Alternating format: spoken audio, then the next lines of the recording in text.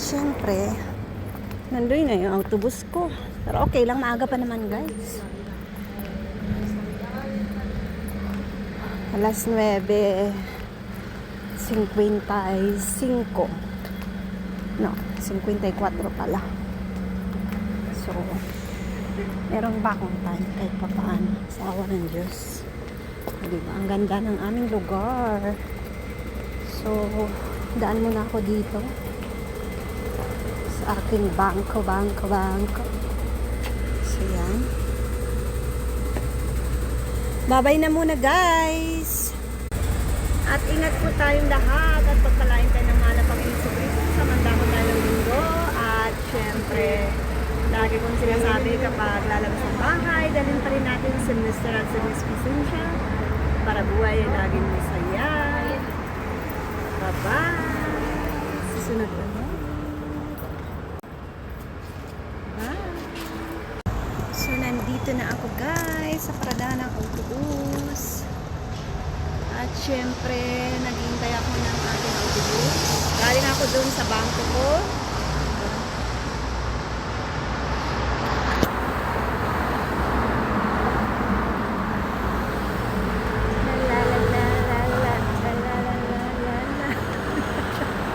Tingnan sa akin yung lalapit sa taas. Tingnan niyo. Yun o. Gusto kong sumayaw sa TikTok. Ayaw ng anak ko, ayaw niya akong gawa ng TikTok account. Kasi magwawala daw ako sa TikTok. Nakatawa yung anak ko. So, lipat ako dito. Diba?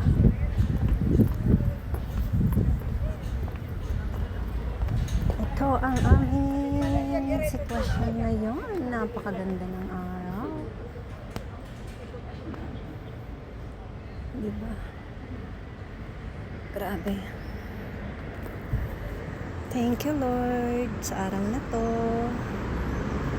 Sana matapos ko ng maayos ang aking obligasyon na malayo sa anumang kapahamakan, sa masasamang loob, sa masasamang espiritu, sa masamang pagkakataon. Thank you po. Amen. Guys, at nandito na rin ako sa Monclova ngayon. Nandito ako sa autobus at syempre pababa na rin kami dito sa aming bus. Kaya naman, eto na ang realidad. Umpisa na naman ulit ng trabaho. Panibagong trabaho na naman. And then baka mamaya ay paglabas ko ng work ay dumaan ako sa tindahan. Kasi nga, syempre bago ako umuwi ng aming bahay, ay bibili muna ako or mamimili muna ako or mamamalingki muna ako. Kasi kapag nasa loob na ako ng bahay guys, ay nahihirapan na ako lumabas. Kasi syempre, tinatamad na ako. So yun, kaya syempre bago ako pumunta ng aming bahay umuwi, ay iniisip ko muna kung anong merong kulang sa amin, kahit isa, dalawa. Okay lang yun, basta makadaan ako. Kasi kapag talagang nagkulang kami ng halimbawa ingredientes, ay nahihirapan ako lumabas. Kasi nga, ganun ako guys, bahay, trabaho lang. Wala nang iba. Depende na lang kung talagang meron akong importanteng lakad or kaya magdidesayuno kami ng aming mga kaibigan or may appointment akong iba, yun lang talaga. Ay iba, syempre. Pero pag oras ng trabaho, bahay at trabaho lang talaga ako guys. So ito na, palabas na ako dito ng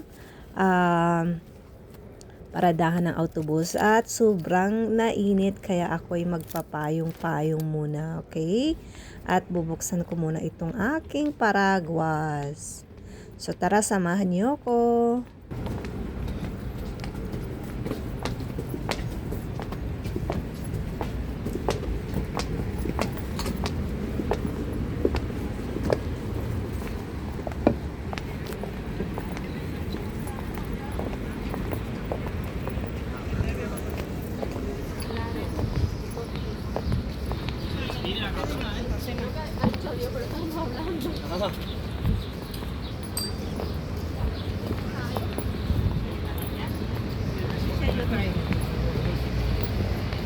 Eto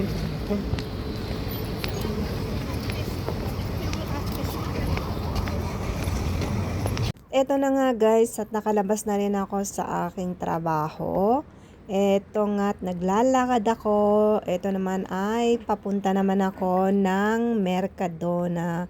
Dahil ako'y mamimili muna doon. Dadaan muna ako doon dahil para makita ko or mabili ko yung aking mga kailangan sa aming bahay. At nako, grabe, super duper. Ang ganda ng view dito. Nakita nyo yung mga punong kahoy na yan. Green na green. Super duper. O, diba?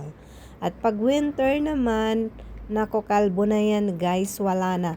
Bueno, magkukulay dilaw muna siya. Minsan nagpipink-pink or may pula-pula.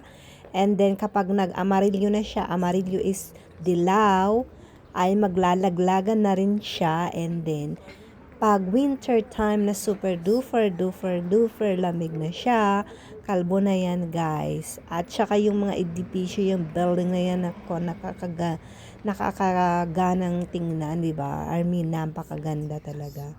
So ito na nga, at dito na nga ako naglalakad na ako guys. At ito na nga, at papunta na rin ako ng Mercadona. At syempre, ang pagpasok natin ay kailangan natin ay pahaging lang yung aking pagpasok dito dahil alam nyo naman hindi pwede talagang mag-video dito. Pero pwede naman, pero wag kang mag-focus sa mga tao kasi bawal, 'di ba? Syempre mapupuna tayo, mapapansin tayo, kaya mas magandang pababa lang yung ating pag-video, hindi halata, kumbaga. At saka konti lang naman ang pag-video ka dito guys, kasi nga syempre gusto ko rin makapamili ng maayos dito sa Mercadona. So tara, samahan niyo ko. At syempre guys, ito na nga, paakyat ako dahil ito Mercadona ay may paakyat at may pababa. 'Di ba? Yung parang ito, escalera ba ang tawag din, hagdanan is para tayong nasa airport, ganyan. So yan, guys, mamimili muna ako at tingnan niyo ang aking pamimili. Kung ano, konti lang naman ang bibilin ko guys, yung kailangan talaga namin sa aming bahay kubo, 'di ba? So yan. So guys, maraming salamat sa inyong pagmamahal at pagyakap. At syempre, guys, nagpapasalamat din ako sa inyo at sa mga silent viewers. Salamat na talaga sa inyong panonood. At syempre sa inyong pagmamahal. So iwanan ko na muna kayo at sa susunod ulit. At ingat po tayong lahat, pagpalain tayo ng mahal na Panginoong Kristo. At laging ang sinasabi guys, kapag lalabas ng bahay, dalhin pa rin natin si Mr. at si Miss Pasensya para buhay laging masaya. At piliin natin laging masaya. Ano mang problema dumating sa atin, labanan natin at solusyonan na lang. Ganun talaga. At wag na tayong gumawa ng mali. At alam naman natin ang mali ay mali. So kapag gumawa tayo ng mali, alam nyo na ang dating yan karma. So para hindi tayo karmahin ng mabigat ay masakit, wag na tayong gumawa. Gawa na lang tayo ng mabuti, 'di ba? Ganun lang naman 'yun. Or kung hindi naman tayo makakagawa ng mabuti sa ating kapwa, sa sarili na lang natin, 'di ba? Pagsikapan natin maging maayos ang buhay natin, lalo na kung meron tayong mga anak. Pagsikapan natin, natulungan sila kasi alam niyo guys, dinala natin sila sa mundong to, pero wag natin pahirapan kasi dumaan din tayo sa ganung sitwasyon, 'di ba? Mas mahirap, mabigat, at kung anong makakagaan sa mga anak natin, gawin natin at tulungan natin at ipaalam natin sa kanila kung anong tama at mali, 'di ba? Kami kahit papaano sa awa ng Diyos, nahubog din kami sa pamamaraan ng mga salita ng papa namin. Ako maipagmamalaki ko 'yun kasi alam niyo kung bakit hindi ko managawa 'yun na eksperyensya, pero laging pinapaalala sa akin ng aking papa na huwag mong gawin to kasi ganito yan, ganyan yan. Yun, ganun dapat natin ipaano sa mga anak natin, 'di ba? Para matakot silang gawin or makita man nila magawa man nila yung mali, at least alam na nila na sinabi ng papa ko ganito, ganyan. Sa susunod hindi ko nagagawin kasi alam ko na ito ang mangyayari kasi yun ang paalala sa akin ng magulang ko. So, yun lang guys. May konti. Kasi ako, na-experience ako yun kasi alam niyo kung bakit. Sa nangyari sa buhay ko. So, kailangan at matututo yung mga anak natin na maging responsable, guys. Yun ang ibig kong sabihin, di ba? Hindi pa naman nila nagagawa pag lagi natin pagsasabihan at ipapaalala lagi. Pero, hindi yung salita na nakasigaw na kaano.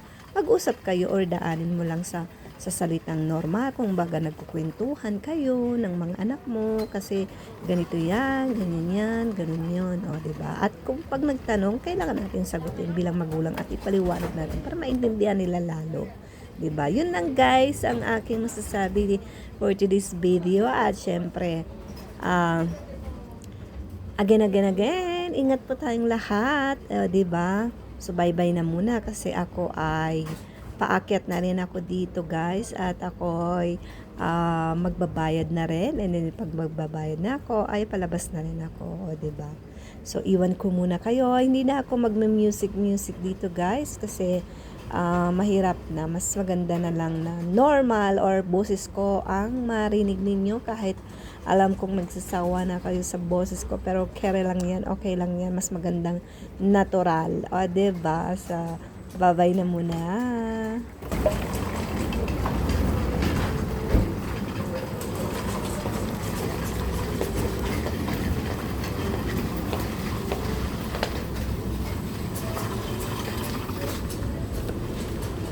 Na nga guys, at meron ditong ham, hot dogs, and bacons, and at kung ano-ano pang klase ng ham, o diba? Dito ay marami kang matitikman dito sa Espanya, yung masasarap na talagang ano nila, mga anong tawag dito, mga palaman sa tinapay or mga hot dogs, and kinuha ko yung hotdog with cheese, o diba? Kasi yan lang naman ang paborito ng aking anak. And then ito na nga guys, at palabas na ako sa Mercadona, o diba? Na-promote ko siya, pero cover lang yan, o diba? So ito na nga guys, at syempre paglabas ko ay kukuha din ako ng autobus, kaya iiwan ko na muna kayo at maraming salamat sa mga pagbiyahe. Bye bye!